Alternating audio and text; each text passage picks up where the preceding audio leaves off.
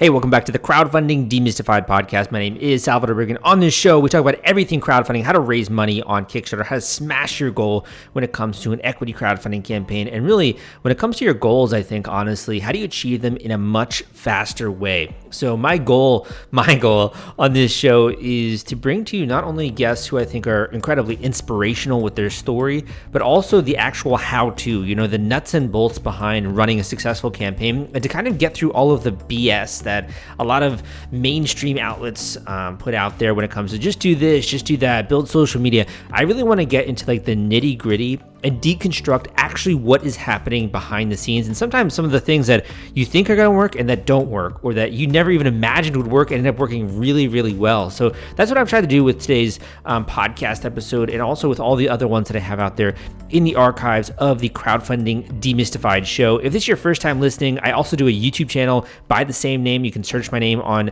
YouTube. I also have a book out there, The Kickstarter Launch Formula, where I break down step-by-step how to raise money with a Kickstarter campaign, as well as my blog, crowdcrux.com. So there's a lot of good stuff for you here today.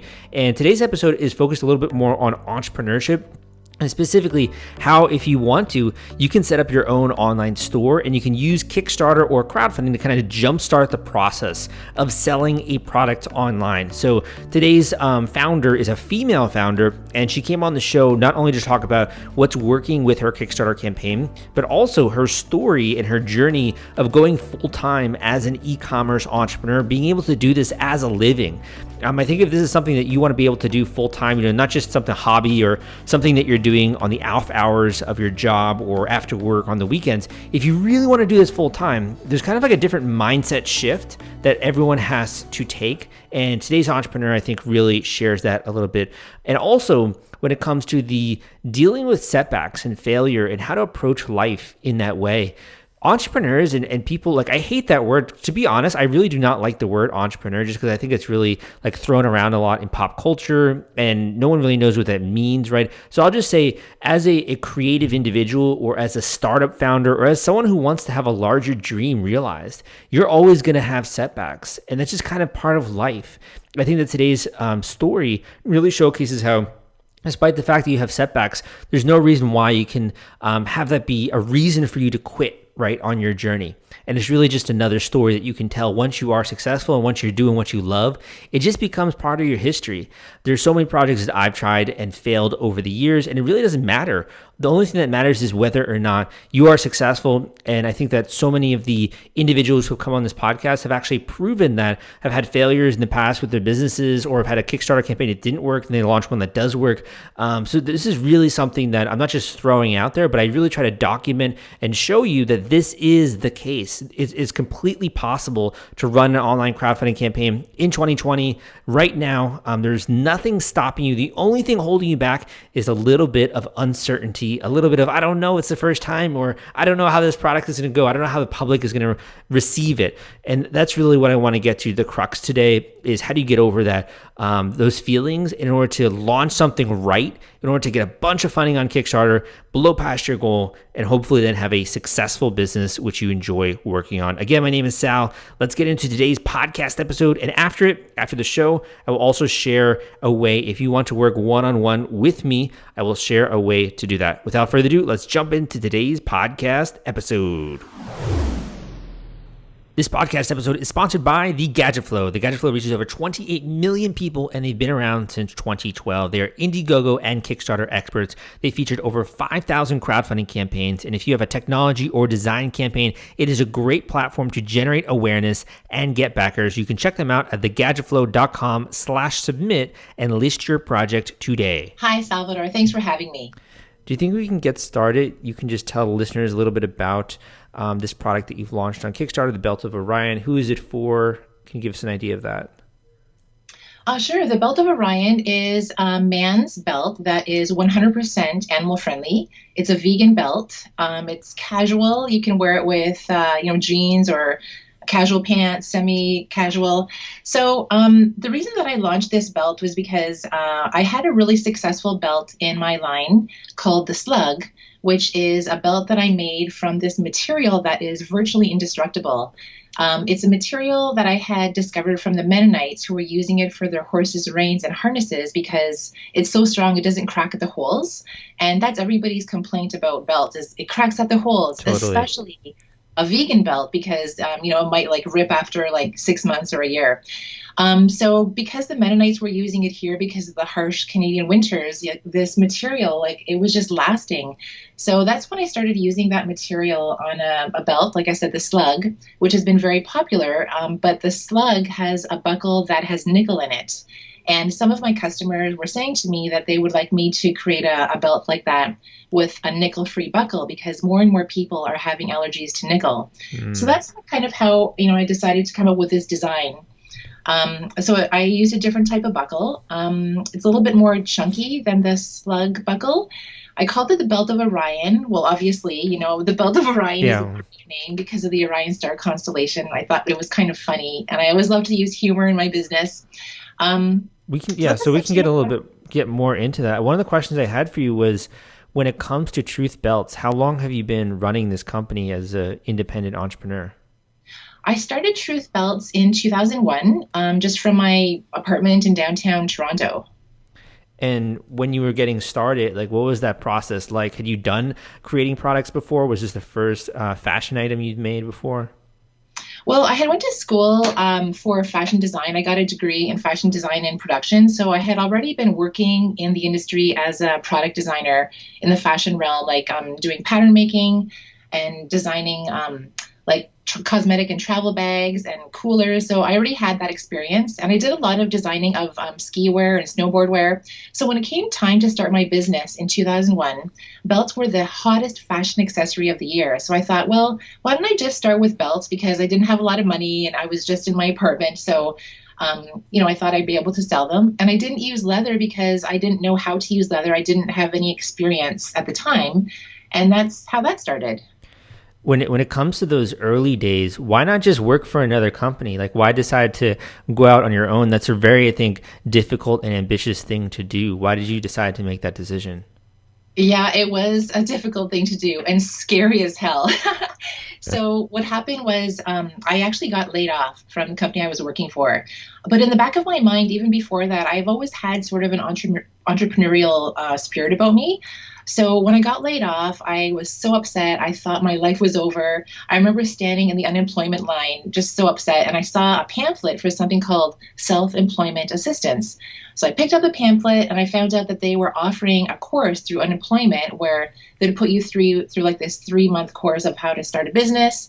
And I applied for the course, I got in, and that's actually how Truth Belts was born through Wow. this employment course.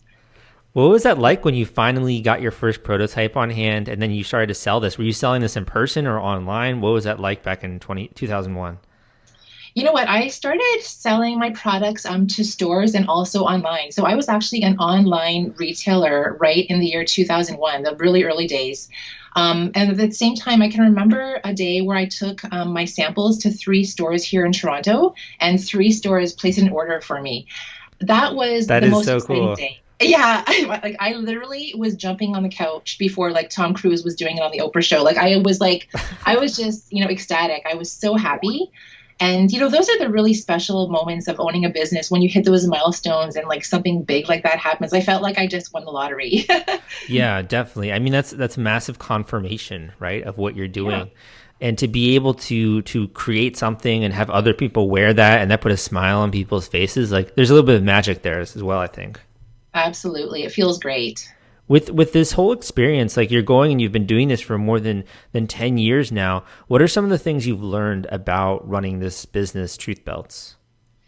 Well, the biggest thing I think that I've learned is that when you're a solo entrepreneur and still like relatively small, there's spikes in the company. There's, times where you have wonderful things that happen and times where horrible things happen. It's like it's up and down because it's just the way that business is. And you have to really stay detached.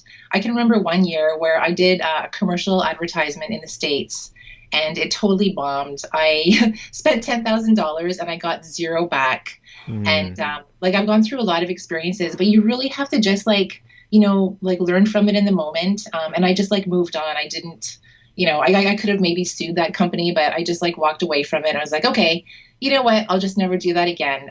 So when you're in a business like this, you have to learn by trying. You try different things, and sometimes you fail. So you really have to be somebody who can, surpass that and just move on and look at it from a positive angle. Was it easy, or was it difficult for you to be detached when the product is so close to your heart, right? And you obviously have important values when it comes to Truth Belts as well. How did you remain detached about that?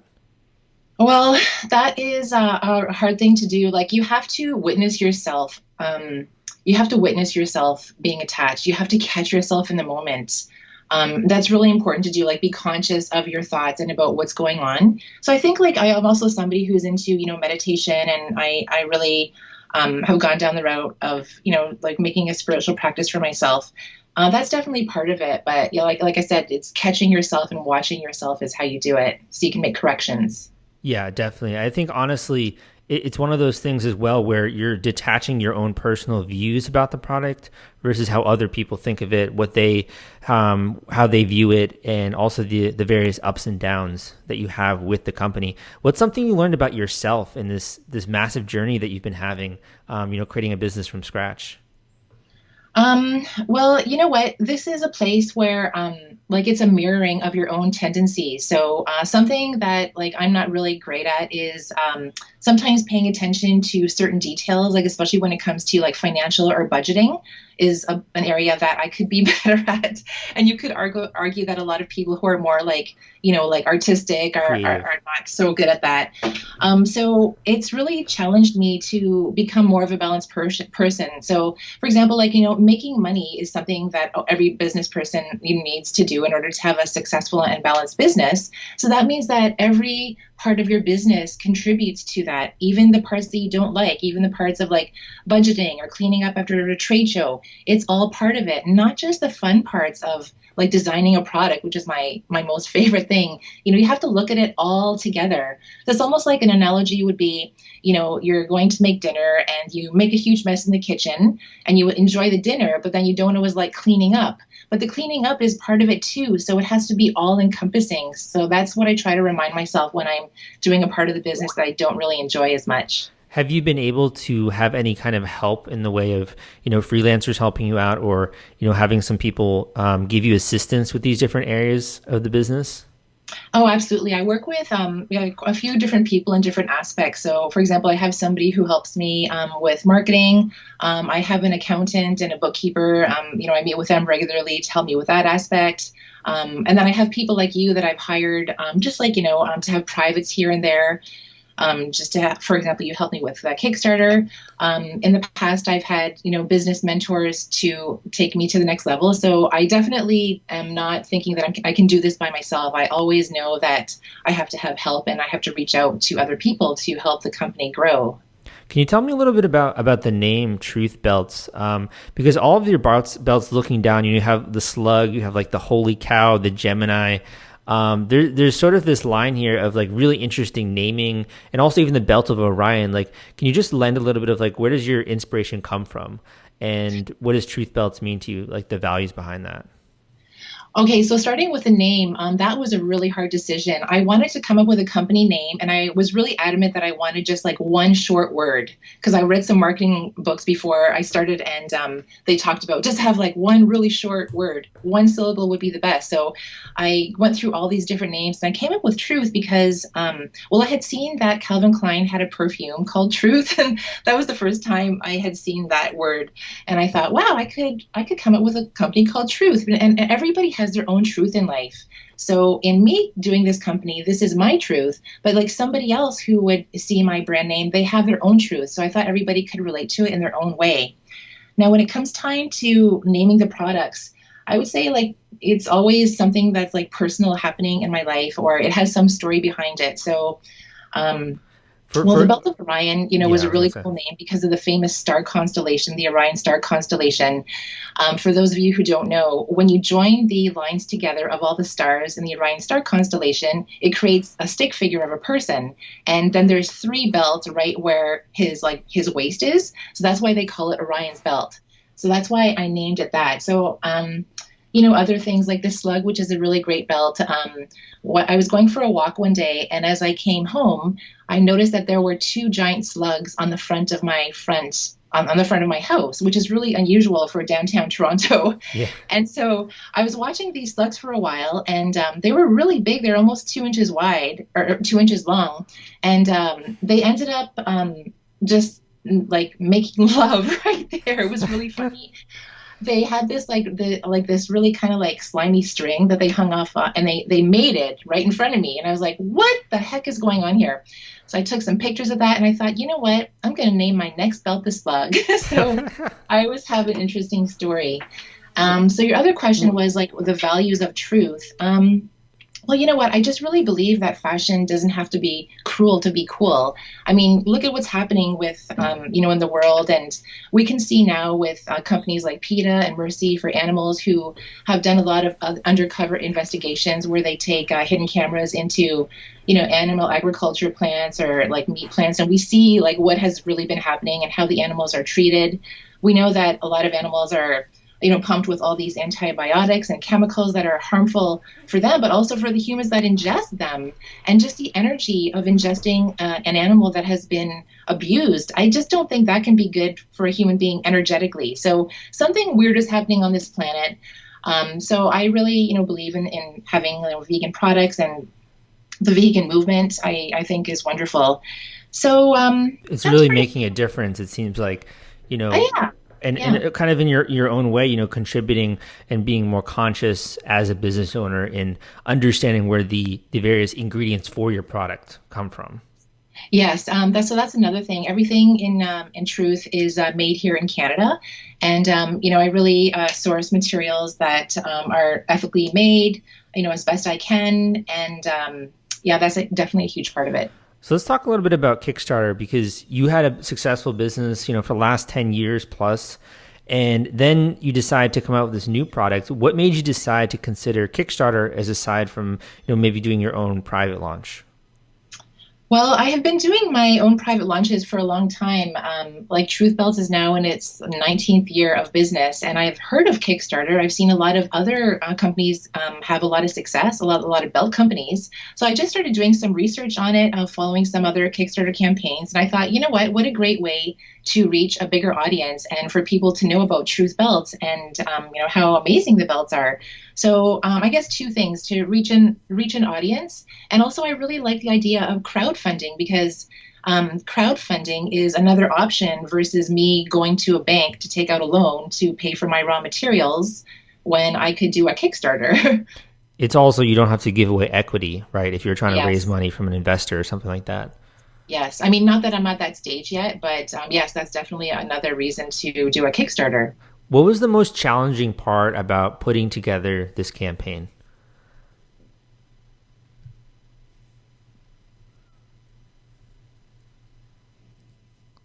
What was the most challenging part about putting together this campaign?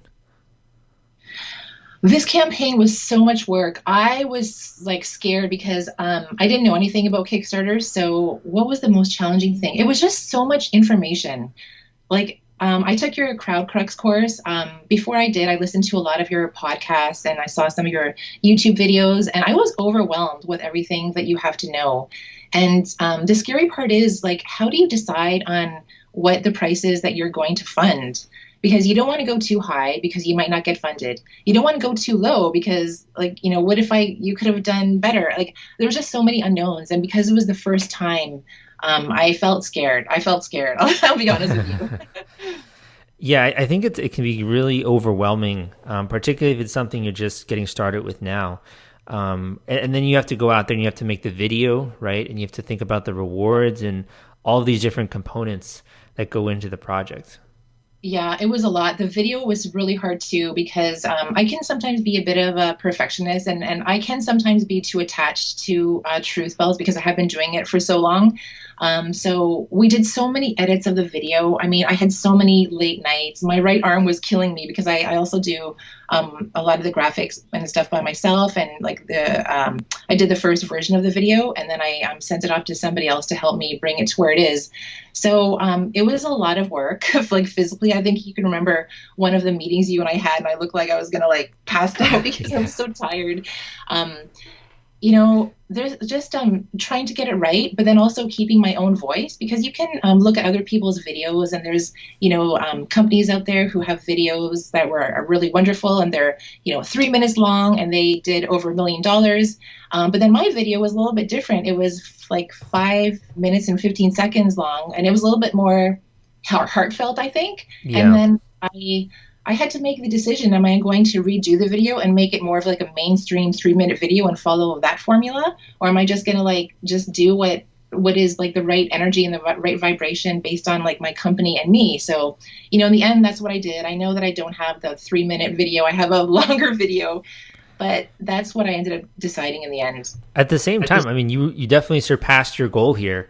And you still have like 2 weeks to go with the campaign. Yes, I know. I'm looking at it right now. I'm at 118% funded, and I have like 2 weeks to go. So seems like it's going okay. Yeah, definitely. I think your choices won out there. What is actually working for you, would you say, when it comes to getting backers for this project?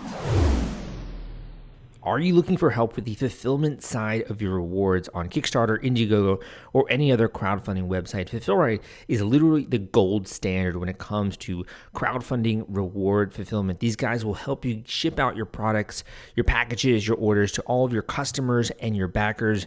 They've been working in this industry for a really long time. I totally vouch for their services, and they'll even do things like answer simple questions for you on fulfillment and shipping and figuring out how to get your products into the hands of your customers in the easiest way possible. If you're interested in learning more about them, you can go to fulfillrite.com or crowdcrux.com/fulfillrite, and that will take you to them. Again, that is FULFILLRITE.com. Well, I think I'm really relying on my own email list of followers who have been with me and purchasing Truth Belts for many years. So that, I think, is probably the number one. The number two is the Facebook ads. We're targeting our customers, and we're also targeting a cold list of people who do not follow me, who are vegans and who also follow Kickstarter. And the third thing that I'm planning on doing next week is working with a company called Happy Cow. They have an app for like vegan restaurants and travel information worldwide. So they have a great list of people who are exactly my target market. And so I'm considering spending, a few $100s with them to see how I can, if it will help. So that's another scary thing. You have to try things sometimes that you've never tried. And I don't know if I spend money with this place, if it's going to work or not, but I'm going to try it.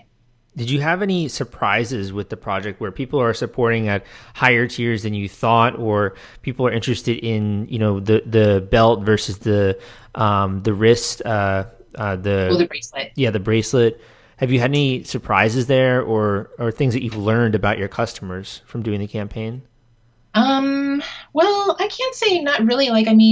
People are mostly funding the early bird belt. And I did have some people who funded the top tier, which is getting the Galactic package, which is 3 belts and the bracelet. But I can't say I've had really a lot of surprises. It seems pretty normal. People are like usually going for the 1 belt early bird right now. And how would this compare to doing your own private launch? Is it like comparable, or is it larger than you normally do with a launch, or smaller? What are your thoughts there? I think it is larger because I feel like I'm targeting new people, and I'm definitely doing a lot more promotion than I would in a regular launch. So in a regular launch, I would probably just send everything out to my email list and getting them to do like a pre-order, and then I would do some Facebook ads. But I'm definitely seeing that I'm reaching a bigger audience with this, so I definitely like this way better. Yeah, that's kind of one of the things I think that is not really talked about very much, is the fact that just having a public live project makes you work harder, because it's like, this thing is live. Like, I have 14 days. I might as well work hard in those 14 days. Oh, for sure. It's really made me reach out more to other vegan bloggers, or even just sending out more press releases to newspapers and other magazines in a way that I haven't done before. And I'm just always thinking of like, how can I get people to my Kickstarter? So I'm definitely putting more work into it. That's for sure. Is there anything you wish that you had done differently in the preparation stages, or anything you would incorporate looking back? I probably would have given a little bit more time on the pre-launch, maybe spent more money in the pre-launch, because we did do a pre-launch maybe like a week before. There were a lot of people who signed up to be notified of the Kickstarter once it goes live. So I think we had about 85 people who had signed up for that. But then not all those 85 people actually purchased or funded the project yet. So I was a little bit surprised about that. So I guess as I'm learning, I'd probably do a little bit more on the pre-launch. And I can't really think of anything else right now. Mm-hmm. I'm still learning. Yeah, definitely. I think the pre-launch is also one of those things where a lot of people don't know what Kickstarter is. And it's like the first time that they're being exposed to that. So there's always a little bit of a learning curve sometimes. For sure. Yeah, for sure. Well, definitely, I think the thing that has helped me the most, Sal, is our private sessions. I think we booked like 4 one-hour private sessions. And that was the biggest help, because then that way you could look at my project, like directly, as opposed to me doing I also did your Crowd Crux course. Mm-hmm. So that's a little bit of a different feel, but there's definitely something very special about having you look at my project, directly and give me advice. Yeah, I think, you obviously are so close to the product. And I think some of those things were just from an outsider's perspective, like thinking about the photos, thinking about how to label things for people who don't know the various benefits, like that kind of stuff. It seemed to help a little bit with. And I think it's honestly, for anyone who is creating something new, you only have that perspective of you, the author, the creator. You kind of have to get these other perspectives. And I can remember there was this one tier that I wanted to come out with, which was I had some temporary tattoos. And I remember you saying to me, I wasn't so sure about that.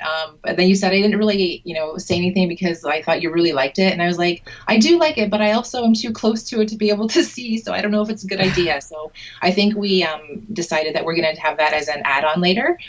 Mm-hmm. Yeah, it's always difficult, I think, to come up with compelling reward tiers. One of the things I liked is how you included emojis in your rewards. And the cows. Yes, you can really see your personality come through on the page, which I think is very important for your brand. Mm-hmm. And there's almost this feel of this is a Truth Belt campaign, right? Right. And you can kind of just feel that personality through the video, for the rewards, the campaign page, all of that. Well, I like using cows and hearts. What can I say? Definitely. I want to ask you just a few more questions about your business here and your kind of journey, because doing a business for more than 10 years that takes a lot of constitution and perseverance and all of these things. Can you share with those listeners who maybe want to launch a business themselves or want to do something in the fashion world? What are some of the other things that you've had to learn going through this process? Have you had to learn anything in the way of how to grow your revenue, in the way of what you have to learn about yourself as an entrepreneur? Are there any other lessons you want to pass on there? Yeah, sure. There's so many lessons. To have a business for over 10 years, you go through a lot. You go through ups and downs, and you're constantly evolving. So I think one of the biggest lessons that I have learned is I've always enjoyed working with mentors at certain times, because I can't get to the next level with the same thinking that I have right now. I have to think differently and I have to act differently if I want to be at a different level. And that is something that one of my previous mentors had taught me. And you're constantly learning. So I work with people like Melanie Duncan, who's a business mentor. Amy Porterfield has been one of my mentors. And it seems like every few years, I'll meet somebody else, and they have a different perspective that they share with me, which makes me change, which makes the business change. And then I met you this year, so this is a whole new level, which I think will help the company grow. So you always have to be humble in every moment. Especially, with online marketing, even when you're just doing some sort of campaign, whether it's a Black Friday or whatever, you have to start each project with, complete humility. And what I mean by that is you don't know what's going to happen. So if you might have all your ad sets in Facebook, and you might have some data from what you've done in the past, but the truth is that you have to do testing for everything, split testing each campaign, because you might have a surprise. And the way that you know what to do is by looking at the data and by looking at your numbers, which tells you what to do. So that was a huge thing that I listened. You just have to get your own ideas of how it's going to be out of the way and just allow for things to show you how it's going to be. I was curious, what did Amy Porterfield tell you? I don't know if you can share that, but did she share anything that you can share in the podcast in regards of, things you need to be aware of, or like advice that she imparted? Yeah, I worked with Melanie Porterfield, I think it was maybe about 6 years ago. So that's when I actually transitioned from running Truth Belts part-time to full-time, because for the first 11 years, I actually ran Truth Belts part-time. I don't know if you know that. And then I went full-time after that. So that's when I, took her course, and I had a one-on-one with her. So she was really, she's like the Facebook ads queen, right? So she really taught me just, how to use Facebook to leverage people to come to your website, how to get people onto your email list, like all the ways and techniques that you use to, for example, in 1 year, you would already have, okay, in month 1, I'm going to send out this email. You already have your campaigns planned out. And then you already in advance, you would write out like, what are your, the titles going to be for your emails? What are going to be the titles of the split testing? So you have everything organized in such a way that you plan the year, in a way that will make things just flow effortlessly. And she's a really organized person. So she really taught me, I guess, like, how important it is to do these things in advance and to be organized, not to wait for like the last minute to do a Kickstarter. Yeah. Like to do a Black Friday, for example. And what year was this? You went full time? That would have been, let me think here, like around 2011, I want to say, or 12. Wow. That's awesome. Something like that. Yeah. That's a big 9 deal. years ago. Yeah, it was scary. It was scary to make that move. But, it's, again, one of these things like, these fears are only your beliefs in your head. But then once you do it, you're like, that actually wasn't scary at all. Why did I not go full time, years ago? Mm-hmm. And how do you think this? It's hard to leave a job where you have like security and benefits and all those nice things. It takes a lot. And I think thinking a little bit about your life, you could right now be working for another company and doing their designing of their products and stuff, but instead you're doing your own thing. And you're doing that in a way that it aligns with your mission and your values, which I think is really inspirational. Yeah, thank you. Yeah, I mean, it feels good to be here. There's definitely ups and downs, and I don't maybe have the same security at certain times, but at the same time, like, one order or one Kickstarter could change my life, and I really believe that. Yeah, even honestly, one successful Facebook ad campaign can totally change your life as well. Like it's insane. Yeah.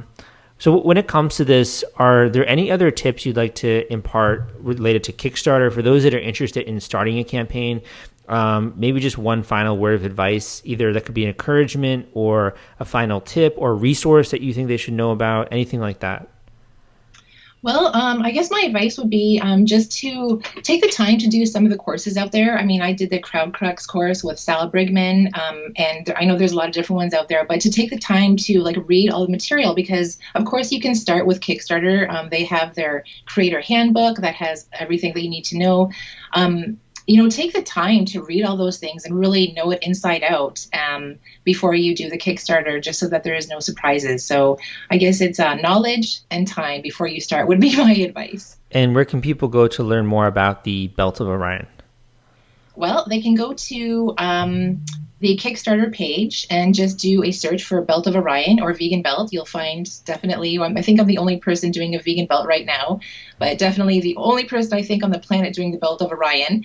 And you can also go to truthbelts.com to find out more information about our products. And there's also links there to bring you to the Kickstarter. Great. Thank you so much for coming on the show. I really think that what you're doing in the way of putting out this belt while also doing conscious capitalism, which I think is a growing trend, is so important, so vital, makes an impact on the world, and also creates revenue for the business. So it's a win-win all around.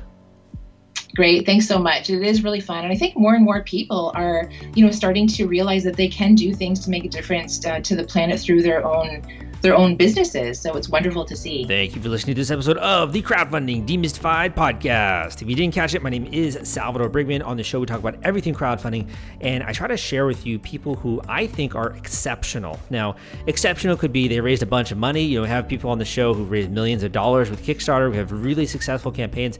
Or it could be someone who I think, based on their own story and the things that they're trying to achieve in life, are remarkable and are exceptional in that way. It doesn't always have to be like raising tons of money or having lots of backers necessary to make you exceptional. It's really bringing something into the world, I think, that did not exist before. And Kickstarter and crowdfunding being the mechanism or being the vehicle which can help you to do that and help you to achieve your goals. So I hope that you enjoyed today's podcast episode. If you did, give me a rating and review in iTunes.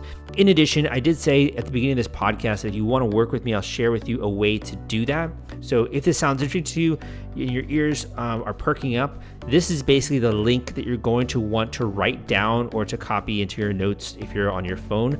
So this link is crowdcrux.com/coaching. That is crowdcrux.com/coaching, crowdcrux.com/coaching. That link will take you to an online coaching form where you can fill in a little bit of information about you, your project, how much money you want to raise, what your goals are, what resources you have available, where do you really see this? Giving me a sense a little bit of what your vision is for your company and your product, or your cause, whatever it is you're trying to do. And after that, we can book a one-on-one coaching call with me. This is an hour-long, intensive, premium call where we'll go through step-by-step what you got to do in order to launch this project. We'll put together some of the milestones that you're going to have to hit. And also, if you're interested in working with me in a larger capacity, we can also talk about that towards the end of this call. But if you're just looking for a little bit of good education advice, tailor all of the things I've learned in the last 8 years when it comes to crowdfunding to your specific project, this is the best way to do it. You can book a one-on-one coaching call with me and have my complete undivided attention. That link is crowdcrux.com/coaching. Go there, enter a little bit of info, and you can schedule your one-on-one coaching call with me. Thank you so much for listening to this podcast. I really appreciate people like you who are invested in their success, invested in learning, and are wanting to accelerate and to there's actually, this is like totally a tangent, but I was reading this book the other day on dopamine. And dopamine is this neurotransmitter that kind of makes you always want to feel like you can do better, right? It always makes you a little bit discontent with how you are presently, and you want to search out more. You want to expand. You want to push on forward. You have ambition. I make this podcast for those people that do have ambition. So if you got a lot of dopamine, you probably like this show. And thank you so much for tuning in. Again, my name is Sal, and I'll see you next time.